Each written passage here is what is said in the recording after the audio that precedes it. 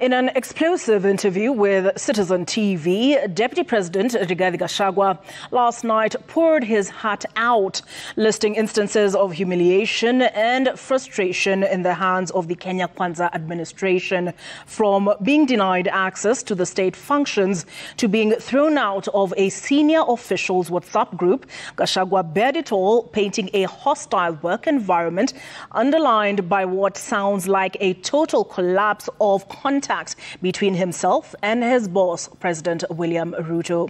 As Citizen TV's Brenda Wanga tells us now, the Deputy President stopped short of declaring as wrong the political stand taken by his Mount Kenya region in the last election, expressing regret on what he termed the rough treatment he meted out on former President Uhuru Kenyatta. So we'll be doing that quickly. Yes. So now we want to proceed on with the news. Yes. From his facial expressions to the tone of his voice, Geoffrey Gachagua left no gaps between his words and the contents of his heart. Here was a political equivalent of a crushed soul, seemingly living a nightmare in the hands of his boss, President William Ruto. On this night of the interview, the Deputy President was in the dark over his boss's flight out of the country for the UN General Assembly in New York. But if I'm in the dark and I don't know what is happening, I am not an angel to know exactly where the president will be at what time, then it's not right.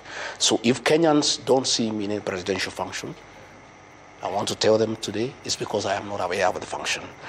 And the function they see me in is the one I have been invited. The Deputy President revealed he has been kicked out of WhatsApp groups and denied access to the president's diary. No, I was removed. My private secretary was removed. My chief of staff was removed. So we have no access to the president's diary. The private secretary to the president. Yeah. He's called Mayo. I'll show you. I was looking for my phone. I wanted to show you. He removed me.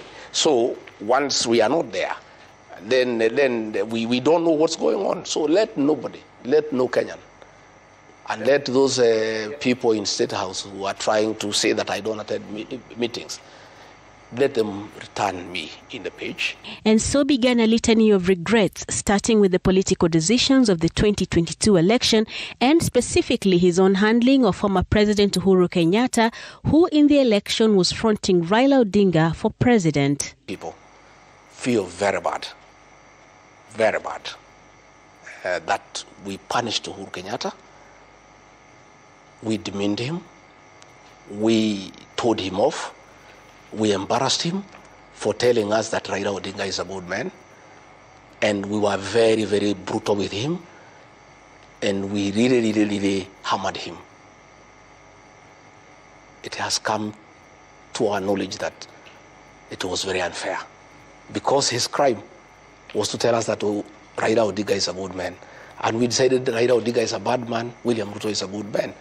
Now that President William Ruto has said Raila is a good man, that is why I apologize to Uhuru Kenyatta and his family.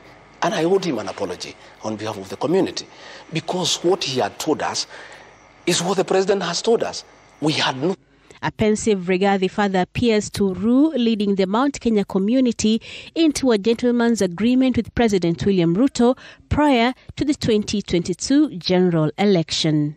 So trusting is Rigathi Gachagua and his people from the Mount Kenya region that in the whole of this matrix, we are the only people without a written agreement with President William Ruto. We just agreed as gentlemen. I can tell you, when Musalia Mudavadi came to join President William Ruto, they have an MOU. With Moses Wetangula, they have an MOU. Jefferson Kingi, they have an MOU. Alfred Mutua, they have an MOU. Everybody wrote an MOU with President William Ruto.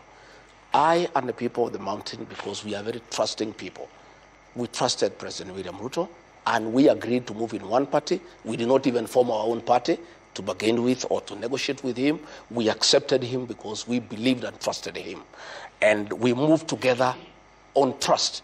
And what we agreed is what we are proceeding on. So I have never asked the president for any written document or anything. I always take his word for it because I'm trusting, so I also trust.